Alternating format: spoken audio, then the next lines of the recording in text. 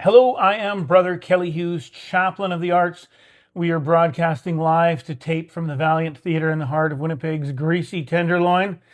This is Kelly Hughes Live Slices, one guest, 1 hour here on 101.5 UMFM and also YouTube and other places all over the internet, little bits and bobs. Thank you so much for stopping by. And thank you to my guest for stopping by, photographer Ian McCausland. How you doing? Very well. How about you? Good, good. I haven't seen you in a while. I know. I like we see each other a lot on Facebook. I like your beard. It's Oh, very thanks. it's very nice. Well, trying to stay warm. Oh, okay. So you're not trying to hide jowls or anything? No. Yeah, exactly.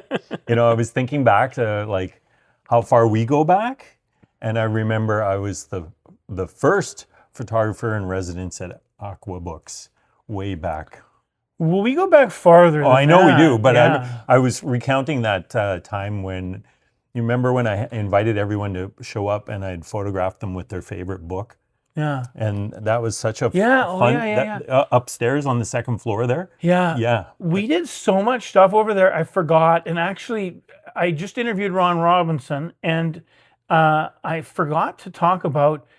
He did a series at Aqua Books called "In Conversation with Ron Robinson." Like, we just did so much stuff. Yeah. And that's one of the reasons why I keep the website is still up, and I pay for whatever that I pay for every year, and I've paid for it even when I didn't have a place to live for a while, because I want to remember all the things, because all the stuff that we ever did is all up there. Oh, that's great. But yeah, we did so many neat and interesting things. But before that, you were a photographer for Fanfare, for Wear Magazine, Chow Magazine. My late brother Brad, and that's like 90s. Yeah, I think it would be early 2000s because we had already switched to digital Yeah. when I came around. So yeah, it would have been like early 2000s. I was there from the 90s, and I mean, I was there like we were still doing paste up Yeah. when I started working on and off for him over there. And I mean, some of like everything changed so much as kind of time went on, that like whole kind of sections of the process just disappeared. Oh, like totally. Like BW Imaging. Yeah. They did our film, and that whole section of the thing just got cut out. I actually ran into somebody I knew from Embassy Graphics, or he remembered me, and I was having a rough time placing him. And I said, "Oh, you worked at a color house," and I always joke around with people in that industry, and I said, "Oh, did you work as a stripper?" Because that was actually a role, right? Where you'd have to strip the stuff together. And whoever was in the room was like, when he said, "Yeah, I actually was a stripper for a while," we were like, and we both knew what we meant, but everyone else was like, "What?" But I mean, that's a perfect example of a role that just got totally taken away. There's so much of that industry. When you take the time to reflect on how much change we've gone through, it kind of puts a little bit of context in all this AI stuff that everyone's talking about. Yeah. That change has just been like the last 25 years has all been about a change. Well, and I was sort of talking about, because Ron, of course, Robinson, who I just had sitting here, he has sold books forever. And now he doesn't sell books anymore, but he interviews writers, and he's been doing this since he was a stock boy at Eaton's, and I don't know when, because he's no spring chicken. But we were talking. I was trying to sort of talk to him about some of this technology and how things have changed. And he's pretty low-fi, so we didn't have a very robust conversation about that. But thinking about this, like, I feel like the technology happens, and you can't fight it. It doesn't go away. You have to figure out how to continue to do your art, or how to continue to do what you think is important, or what you think is the most interesting to you, within the context of what's happening. So maybe you use that, or maybe you have to kind of fight it. So the AI thing, like, people on Facebook, like, just they post like AI slop all the time, and I'm sorry, it's older people who can't figure out, that the art is AI, and even now there's articles and news stories that are being written by AI. Like you can just tell, Mm-hmm. and it just like because I hate AI because I hate. I mean, I understand that AI is a good tool for certain things, right? And there's things like I'm kind of an information sort of junkie, so I love Shazam. I love being able to push that button Yeah. and it'll tell me what song's playing. Yeah. That's AI, right? But it's this kind of it's the AI art, AI art, the AI writing. I hate the results. I hate the fact that people can't tell what's what, and then also I hate that like they have trained these models by scraping other people's art, other people's writing, other people's photography from the internet, and they've made these Frankenstein monsters by stealing. These companies who, if you ever stole anything from them, they would sue your ass off. Yeah. And yet they have stolen every single bit of anything that they could find on the internet. It's so immoral, and I just feel like I'm just cooking a little bit here. I just feel like I want AI to cut my grass and do my dishes and pick up my dog shit. Like I don't want it to be making the fucking art. I want to be making the art. I Yeah. want you to be making the art. So like um okay, those are my feelings about AI. What are your feelings about AI? They pretty much align with that. I mean, we're seeing now in the last year, it's really escalated. But when I look back, like in my line of work, like you say, there are useful applications in terms of, Photoshop didn't just suddenly stick AI into Photoshop. There was contextual learning happening, or machine learning, they would call it, in Yeah. terms of how you make selections or how you might actually repair a couple things.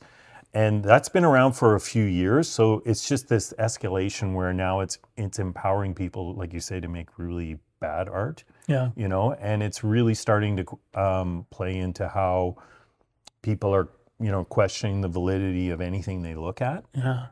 I'm on a good day, I'm somewhat hopeful that we're going to swing back to something a little more authentic, where people will look for those telltale signs that what they're looking at is legit, Yeah. whether it's made by hand or there's a tactile, piece to it or something like that, where it's not retouched all the way to oblivion, where we can see some of the character and some of the flaws in an image. So I think, it's tough because I mean we've seen, like in terms of my career, the continuum of change.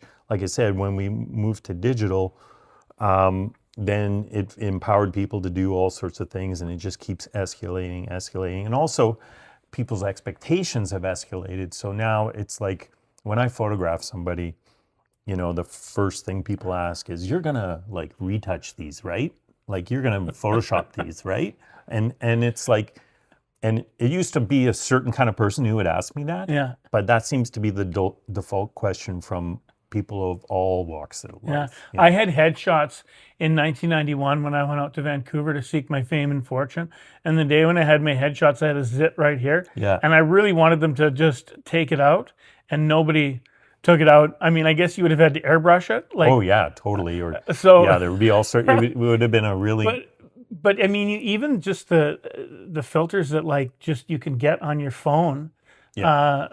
people don't even look like themselves. No. It's yeah, um, and it's kind of I guess, like I said, one of the things that really upsets me is that some people just don't. There's a lot of people that don't care, even when you don't tell them. Like the other day, somebody had posted a picture, and I'm like, "This is AI," and he said, "Well, I don't care. I like it." And he's a guy who should know better. And I'm like, "Really?" I feel like, and he's a kind of an arts adjacent person, and I just thought, we got to get on the same page about this, because it's. The example I saw a lot on Facebook this month that really bothered me. I'm in a lot of Facebook groups where it's like think there's one called, if you grew up in Winnipeg, and it's all heritage images and stuff like that.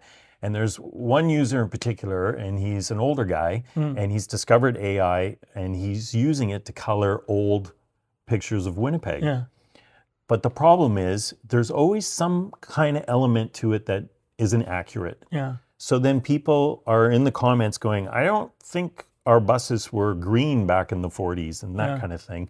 And I'd push back on this, and he'd say, what's the big deal? I'm just putting color on an old picture. But it's all those little details about like what color the bus was that were diluting. So then eventually, like, I try and appeal to him because he's an older guy. I said, your grandkids won't know what to believe. Yeah. They won't know what color that bus was in Winnipeg in the 40s. We're going to lose our history through the dilution of the details through this AI. But, he just keeps doing it. And it drives me nuts, and people call him out on it. And I mean, that's a real small example of how AI is just going to really sort of distort our perception of the way things are. And it dovetails with the fact that we already live in the post-truth society where people don't know, what's true. Because if you say something enough, or if you post it, or if somebody saw it somewhere, or they saw a YouTube video, I mean, it's true, or they believe it. Like, I unfriended and blocked so many people during COVID because they went so nuts with the anti-vax and everything else stuff. And it's not just theoretical. I mean, I had a friend who was dying during COVID. She was in liver failure, and we didn't know when she was gonna go. But like, if she'd gotten sick and had to go into an ICU, the ICUs were all full because of all the people that didn't want to get vaccinated and whatever. And we were shipping people off to Ontario or wherever to other ICUs. Like, she couldn't have got into the hospital. And it was as a direct result of people that just would not kind of get with the program and do the thing that we were all agreeing as our social contract that, hey, this is the thing we're doing. Yeah. I ran into the Freedom Convoy one day on Selkirk. They were slow rolling down Selkirk. Of all places. They were slow rolling down Selkirk, and I couldn't figure out what was going on. I was picking up my helper for work, and then I realized who it was, and I got out, and I'm like, what the fuck is wrong with you? And then it's like, it's semis and it's cars and I end up just like yelling at all these. I'm just yelling at all these people and this old couple in this like old sedan, and they're like, you're, both of them, this man and woman, they're like, you're not a real man. I bet you don't even know what a pussy is. I bet you couldn't even, like, they're just like crazy. Like, the people were just like insane, and I'm just like yelling, and I'm finally just like, and they're filming me on their things to put wherever, and I'm like, fuck you, fuck you, fuck you, and then I hear a honk, and I look, and somebody's coming the other way. And I have stopped traffic on the entire Selkirk because these people are in this lane, and I had somehow was in the other side, just like yelling, like, and some guy honks at me, like, not like crazy, but just like, hey, I'm trying to, and then I just kind of, and then I look and I see, and there's all this big line of people that are trying to get by me, and I'm just like freaking out on the street, and I just kind of, I do the like Homer in the bushes thing, I just go do do do do do. Because I'm just like, oh, okay.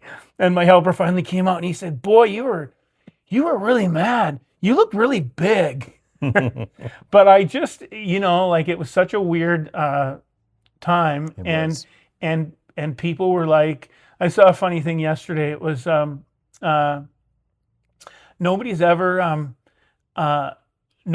followed a turd from the toilet through the sewer system, so you can't prove to me that those turds at the end of the toilet system are from the toilets. That as a kind of a way of of saying, this is the problem with saying, well, you can't know that. So I sort of cut most of those people out of my life. Well, and some of the work I'm doing in terms of bringing awareness to some of the issues on our streets in terms of safety and stuff like that. The fallout of those freedom convoys and that way of thinking is the stuff that I'm rubbing up against with people in Winnipeg daily. Like everyone's convinced that we don't have an issue here, and it's a way bigger problem on the streets of Winnipeg than people understand. And it's really hard to argue with somebody when they're not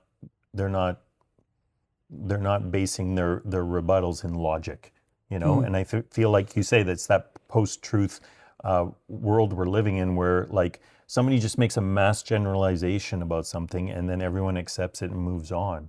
And that's where it's really challenging to have any kind of nuance in conversation, and and it's you can have oodles of research, oodles of scientific research up against what people just have decided to think that is the right way to do things, Well, and so yeah, one of the things we're going to talk about is the streets, but it does.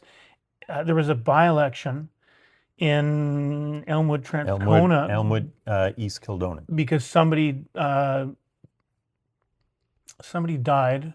Jason Schreier died, and I believe that one of the candidates run on no bike paths, no bike lanes? Wasn't that like one of his things? That was one of the. That's a perfect example, because he was the right-leaning candidate. He had a lot of support and endorsements from the Conservative Party, the federal party. And full disclosure, I worked on Emma Duran-Wood's campaign, and she's the one who eventually won. Yeah. And one day, Braden, I can't remember his last name. Maz for short, came out with this idea that he was going to campaign on the fact that there would be no bike lanes on Henderson Highway. And he was kind of politicizing the idea of bike infrastructure, when at that point we had, I think, 5 or 6 candidates in the race. Nobody had bike lanes in their platform. Yeah. He was just trying to trigger people into outrage. And it's a familiar. Somehow bikes are now a dog whistle. Well, that's just it. It's like it's a really easy way to flip the outrage switch in the city, is when you suggest that maybe everyone's car commutes are gonna slow down. Yeah. So to the point where he put little toppers on his campaign sign saying, "Say no to bike lanes on Henderson," and nobody was saying yes. Like it wasn't even, the city hadn't even entertained the idea. And it was just a classic example, like you say, of just like rage bait, basically. And I'm hoping, we've got another civic election coming, the general civic election's coming next October. Okay. And I'm hoping that the way that ward sort of answered to his campaign, it doesn't embolden a whole bunch of these other people to just embrace all these dog whistles and get everyone upset. Because I think more than ever, everyone needs to take it down a notch and have some real conversations, rather than just flip the switches of outrage and get everyone worked up. And again, Facebook's awesome for that, right? We've seen that. You and I both have seen that time and time again. Yeah.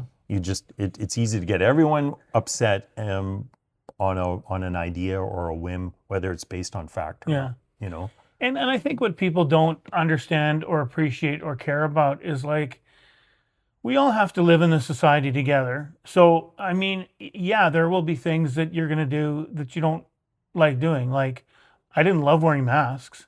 But I did it because that's, kind of collectively what we felt like we needed to do. Okay. I don't really want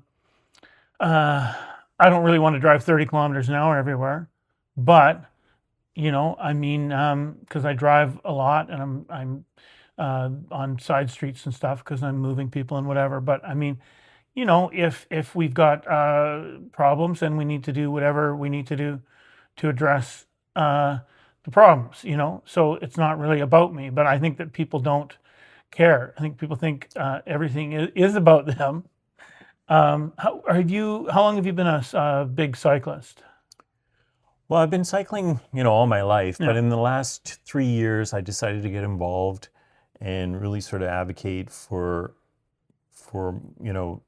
the cyclist. And ultimately, we don't even like to use the word bike anymore because it just triggers people. So we Sorry, bike is triggering. How oh is it? yeah, I mean, just say bike and people get upset. So I got involved and I joined Bike Winnipeg. I'm on the board, but what we're really focusing on now is describing it as the vulnerable road user. So when you think about it, there's 27% of the people in this city who either can't or decide not to drive. Yeah. And those people are vastly underrepresented in terms of the kind of decisions made around our city, right? And I think a lot of people are still clinging to the idea that, up until like maybe 10 years ago, you could hop in your car and you can get just about anywhere you want in like 30 minutes, right? Yeah, yeah. And I mean, you know better than me how easy, like in the 90s, how easy it was to get around the city. Yeah, if it wasn't rush hour, you could get anywhere in like 20 minutes. I mean, I drive a lot with my work, and it was like, oh, I've got time, and I can zip over there. And it feels like now that the city's approaching closer to 1 million people, where everyone has an experience with congestion in the city. Everyone's discovering there's times when they're just stuck in traffic, and it gets everyone really worked up. But you know better than me, Logan can't get wider. St. Mary's can't get wider. Like Henderson Highway, you can't put another lane there. Like these routes are finite. The volumes are going up, and yet the roads, there's only a finite amount of capacity, and we're all stuck in this traffic. We are the traffic. And I think it just feels like certainly in the last 5 years, like in the small talk I have in my line of work when I'm dealing with all sorts of people, traffic's just seeming to come up a lot in conversation. And it just seems to be like everyone's feeling it, right? I don't know what your experience is like. We used to have, in Winnipeg, we used to have a discrete time when there was traffic. Yeah. This time, and now it's like, so when I'm working, when I'm moving people, doing whatever I'm doing, I live up here by the Exchange District, so I'm on the north side of Assiniboine. Like, I have a rule, like, I will not do anything if I can absolutely avoid it. I will not do anything that will leave me stuck on the wrong side of Assiniboine after 3 o'clock. The Assiniboine River. So over in like St. Because I got to get, because I got to get home, and everything is, I did something the other day that kind of had to be done at a certain time, and I couldn't avoid it. And I ended up, it was a job that honestly took me about 20 minutes, and I ended up in 2 hours of traffic. And it was not what I would have chosen when I would have chosen it, but it happened that way. And it's I don't know, if I had a really nice car where I couldn't hear the outside world, and I had, Sirius radio or whatever, you know what I mean? If I didn't mind, I guess some people don't mind because they sit there, but it makes me like mental. Like I cannot sit in, and I'm the guy like, you know what? I'm going to go down here because this is going to be faster. I'm the guy taking shortcuts, and I'm the guy like, I can't sit here because I go absolutely nuts. So what I'm normally trying to do to avoid that is just not be there. And then of course you've got, construction and all that stuff. Like Donald right now, they're finally finishing that building on Donald. It's down to 1 lane. Yeah. And you have to memorize, like, not so much right now, but like in the summer, when the projects are going like this, you can drive this way in the morning and then come back 4 hours later, and they've got it all closed off because they've started something. So yeah, it's and see, I like someone like yourself who drives for your living, or even myself. I have to drive to different locations for shoots and stuff like that. It's unavoidable. But I mean, there is a bit of entitlement here in the city that everyone expects to have one person, one car commutes to work. And I think we have to do more to kind of encourage people to embrace transit and to find other ways to get to work. Well, the Peg City Co-op has been, like, I'm surprised at how well that's done. Yeah. You know, it really seems like, I mean, they've got like a lot of cars now. I know people that use it because I mean, you can't. It's difficult to live in Winnipeg without a vehicle. It's spread out. We've got, you know, we get weather, you know, half the year or whatever. If you've got kids, it's very awkward. But you know, I know like grown adults that, you know, they'll use it, you know, they'll, you know, use it a couple hours a week to do their grocery Yeah. shopping or whatever, which I think is great. And that's the thing is that we need to entertain more of these choices. yeah, You know, like Peg City is a perfect example. They're slowly expanding their network. And more people are understanding that they don't necessarily need to even own a car to drive a car, right? You've got ride shares, you got taxis, you got transit. And yes, there are people who just bike, you know, but these are choices that we all want to be able to make on a day-to-day, depending on the weather, like you say, depending on what kind of work you have. But, you know, the default is everyone owns a car, everyone drives a car. And it's just not sustainable. It's just not sustainable. We need to encourage people to embrace these choices because, like I said, our road network, especially downtown, is finite. There's only so many lanes you can put down Portage Avenue, right?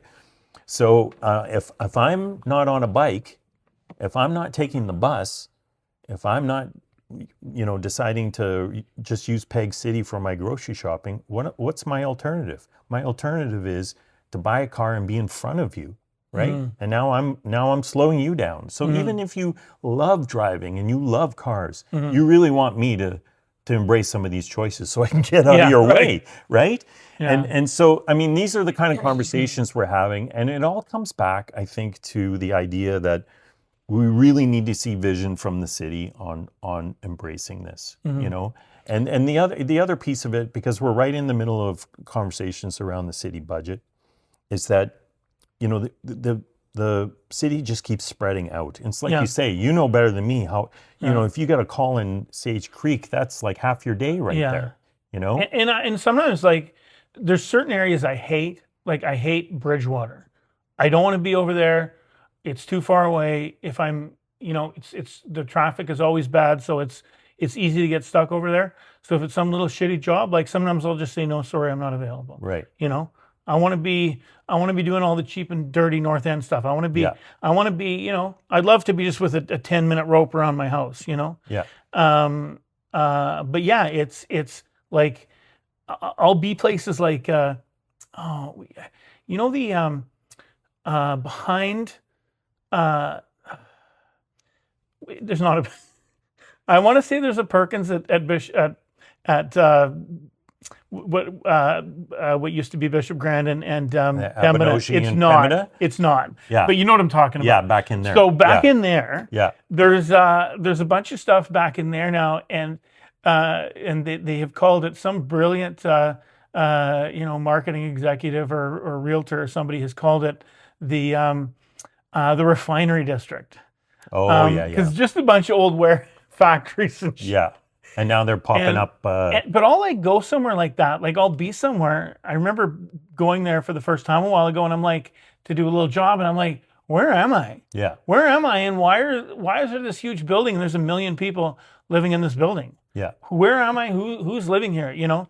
And yeah, I mean, there's you know, down by Bridgewater, and I guess it's not all Bridgewater. I guess some of it's South Point or whatever, and there's so much stuff down there now, and it was just fields before. And the challenge with Bridgewater, and you'll probably relate to this, and we've done like group bike rides through there, and I've ridden through there on my bike, and I've driven through there, but there isn't a straight line in the whole development once you get into the bays, and everything's just curved just enough that you think you're going in a straight line north, but suddenly you're facing west. You can get so turned around in there, the way they've designed it. So I you know, I get it. They want to create some sort of like environment that's I don't know, that's warm and fuzzy, but Yeah.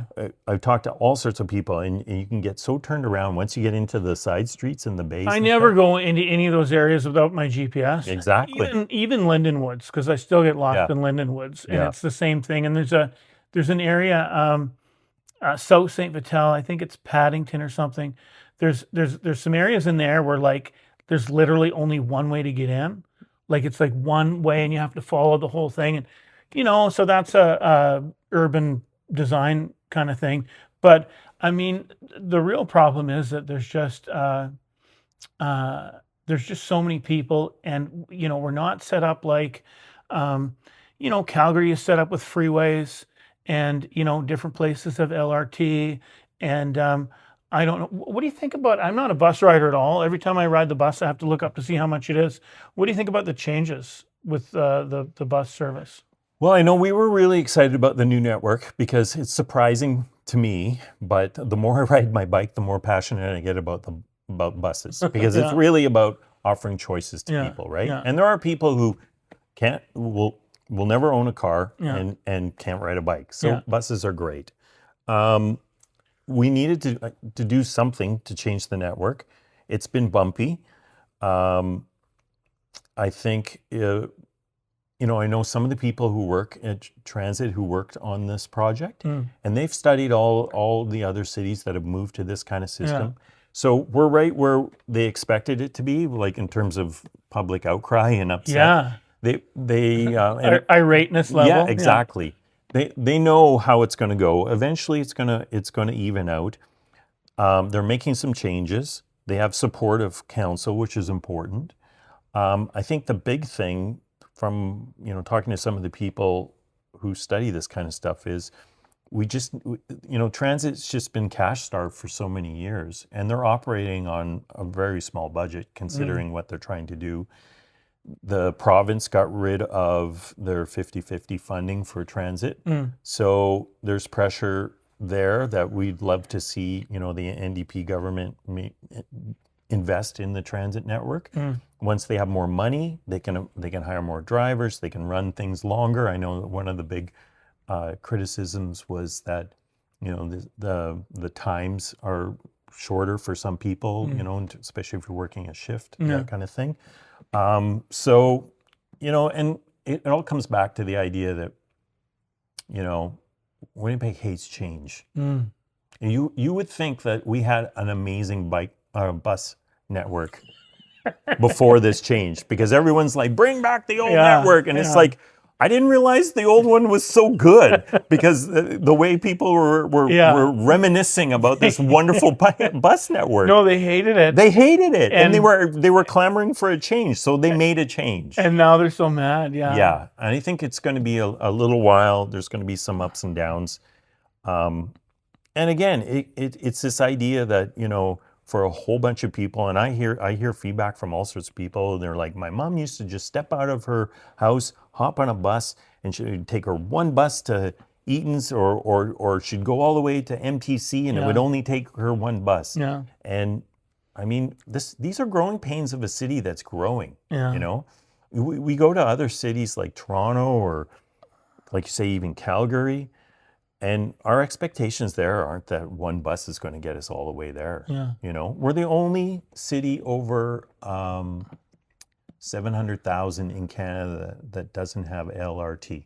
Yeah. We're the only city. So again, that's we needed a little vision about 30 years ago, and did it right. And it feels like, I don't know.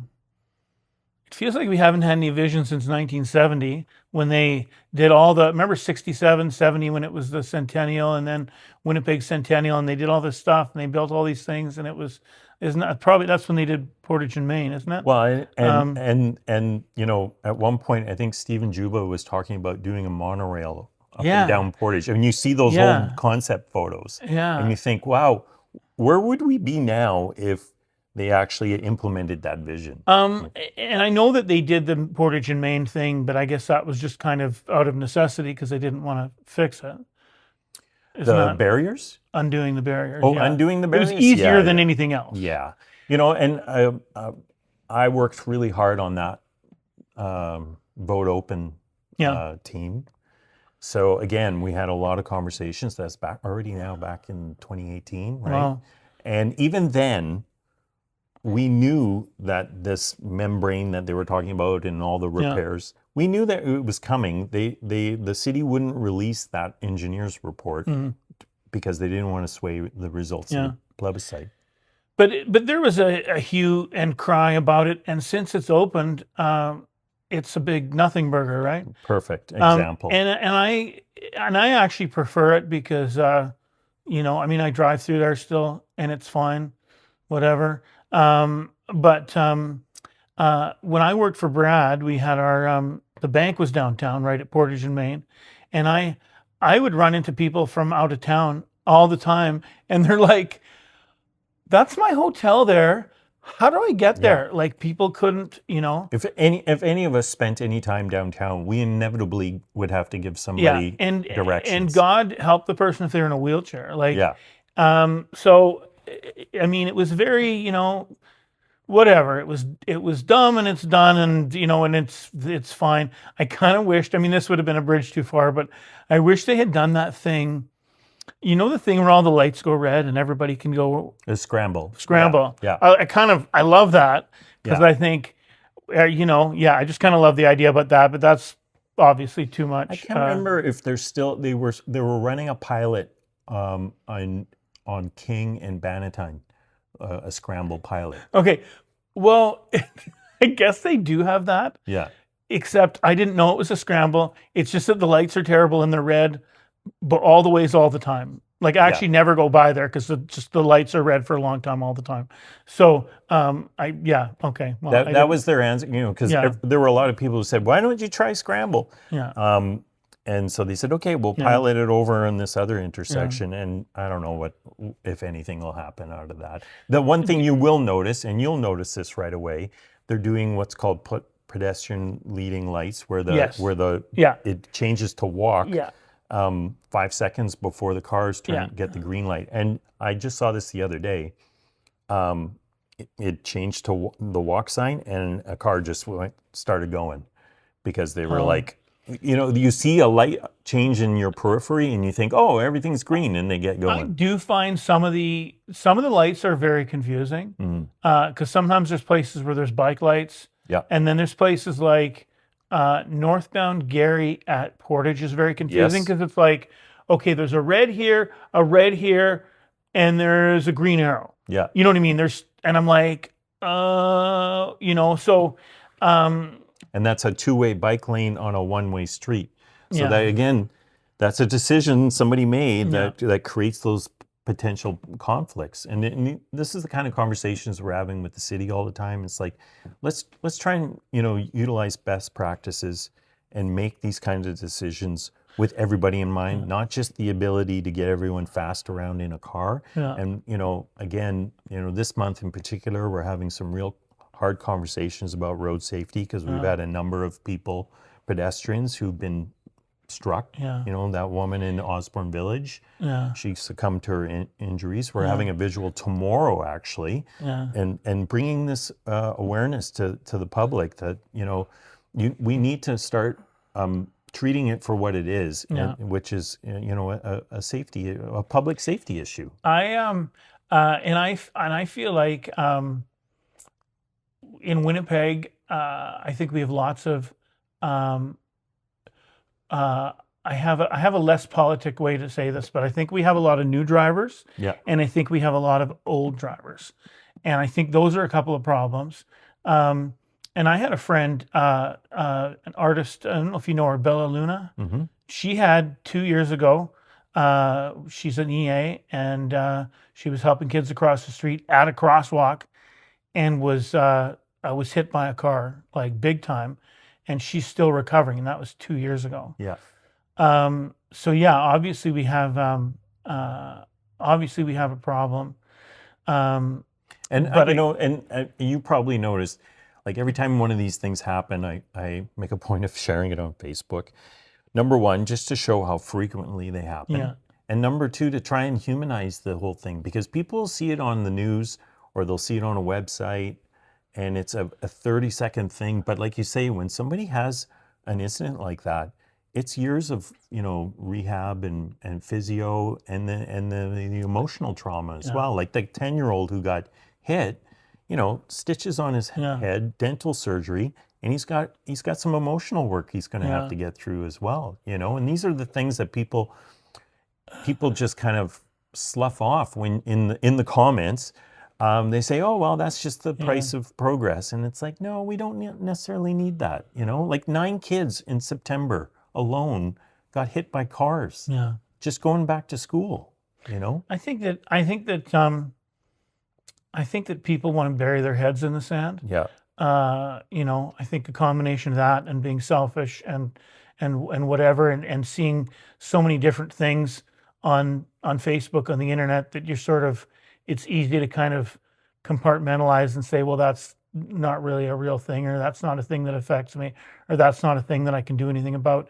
Because it's the same problem. Yesterday, I interviewed Dr. Jonas Watson, who is a vet, who's the former head of the MVMA, and we were talking about animal welfare, and about how, like, there's a bunch of problems with that, and there's like this many people doing all the work, but there's this many, there's however many people there are here. Like if everybody or a portion of everybody did this much, we could all kind of do our part of it. And it's a little bit maddening to like really care about something and to be really trying to fix a problem, trying to be on the right side of it, and then have all these people that just don't give a fuck. Yeah. And in terms of road safety, unfortunately, the people who don't give a fuck are 8 times out of 10 driving on the streets. Yeah. And you don't have to ride a bike to see the kind of aggressive behavior. Yeah. I mean, you see it, right? If you're driving around, I see it in my travels, regardless of what mode I choose to get around. I see people driving recklessly and aggressively every day. And people and this is one reason why I just don't want to be in rush hour, because it makes me anxious and cranky and whatever. So I'm just like, I am just going to not be here.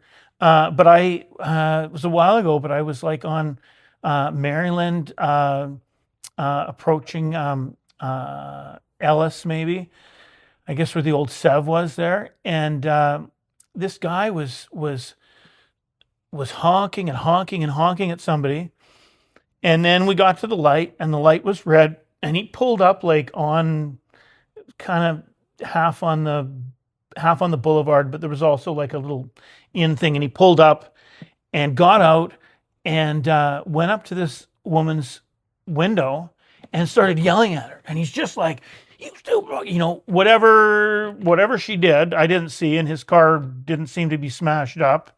She cut him off, or you know what I mean? Who knows? Whatever. And he's just yelling at her, and I got on my truck and I said, "Get the fuck back in your car." And then he just kind of looks at me like this, and then he turns back, and then I advance a step or two, and I go, "Get back in your car." And then he slinks back where he came from, and I'm just like, because she was probably terrified. Totally. And I'm like, who does that? Like, why? I mean, I'll tell you who does it. Middle-aged white guys. Yeah. 8 times out of 10, it's a middle-aged white guy. And I'm saying that because I am one. Yeah. Because I see it on the streets, you know. And now take that experience and take that woman and put her on a bike. Yeah. And I have women in my life who've had that experience while on a bike. And that guy's in a truck and she's on a bike. Yeah. Like, talk about an imbalance of power, you know, and people using their vehicles almost like a weapon, you know, like threatening people with your car, you know, and it's not even, it's like people aren't even thinking about it. They're just doing it.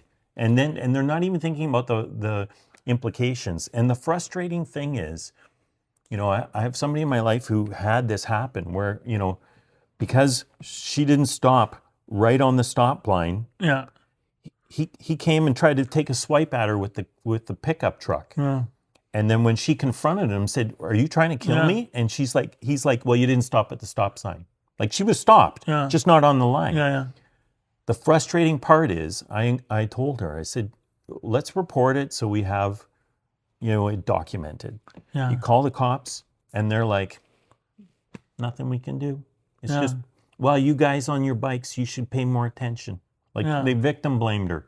And that was more traumatic than the guy in the truck. Yeah. So, the whole system is geared to really favor whoever is driving the car. Yeah. And again, we talk about the vulnerable road user. We're talking about that person in the wheelchair. We're talking about the person who's standing at the bus stop. We're talking about the person on the bike. This is what we're really passionate about. It's the kid who wants to walk to school. It's the mom who has her kids waiting for the bus. Yeah. It's the guy in the wheelchair who wants to cross Logan.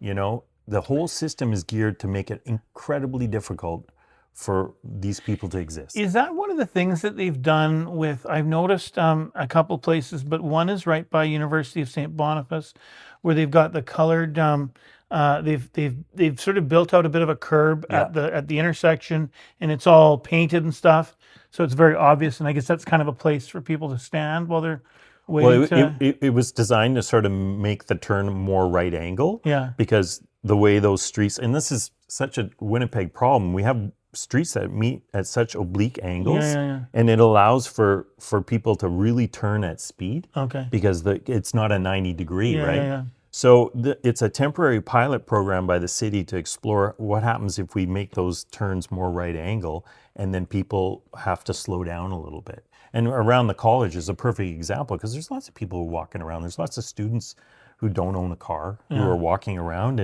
and so. But again, the hue and cry when those went in over everyone thought they were a waste of money. Yet they're the most cost-effective thing you could do to try and slow people down. It's just make the turns a little slower. Well, this is a good segue for me. You're talking about cranky old white man. Good segue for me to talk about. A few years ago, you were working on something with a project with men's mental health. Yeah.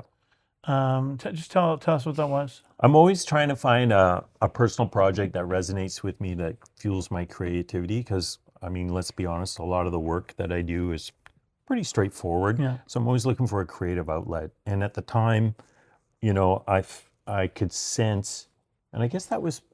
It was just at the end of COVID? At the end of COVID. Or during it, or it was it was about 4 years ago. Yeah, that's right.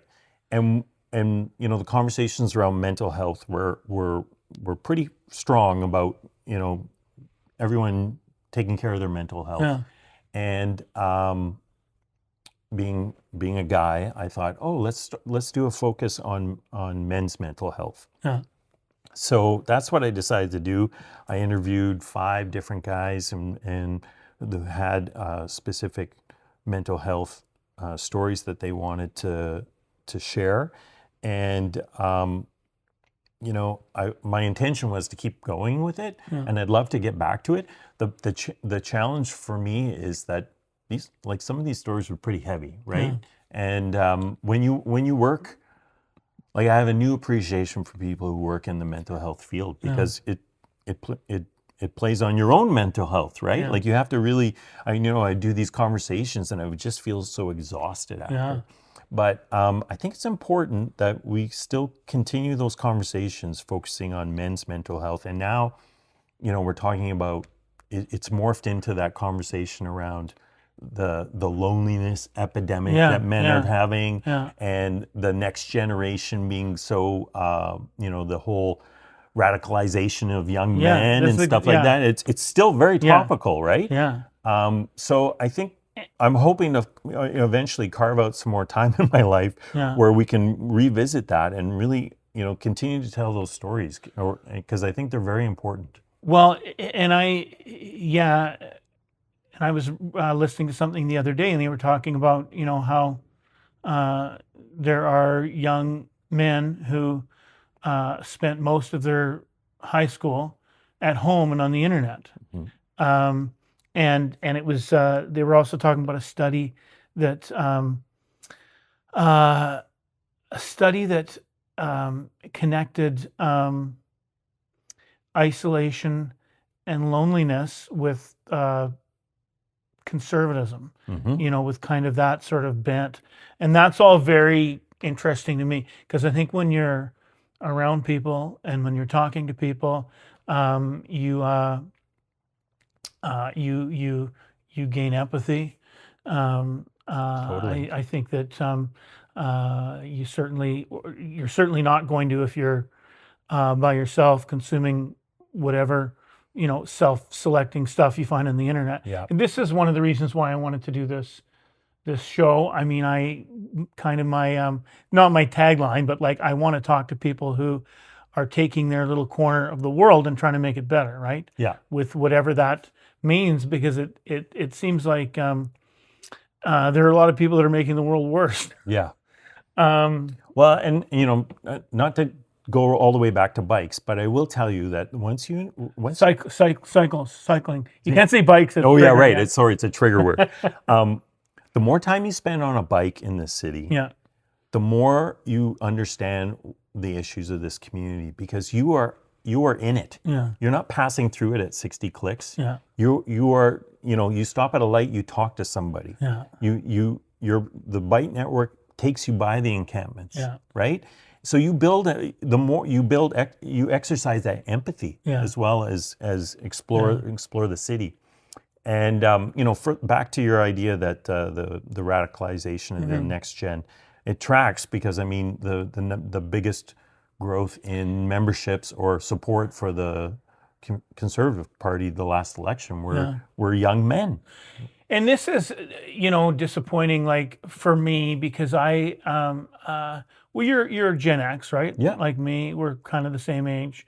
And I was sort of hoping, like a few years ago, I thought, I had some hope for the young people. I thought, they're going to be better than we are. Like I remember going to school and like kids were mean and they said terrible stuff and you got beat up and I thought kids now are going to be better, but we are ending up with another kind of a younger portion of this generation anyway, that is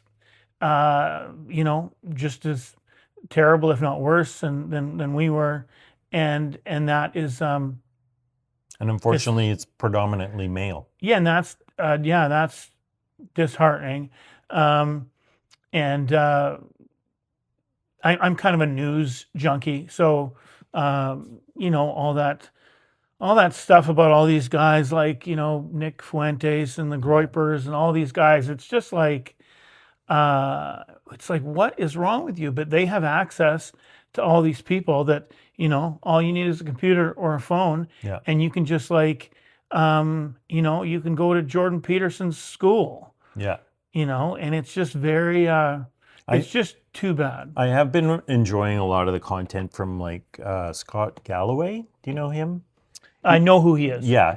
He's written a book, I think, and he's done a lot of work on the issues around men and young men in particular.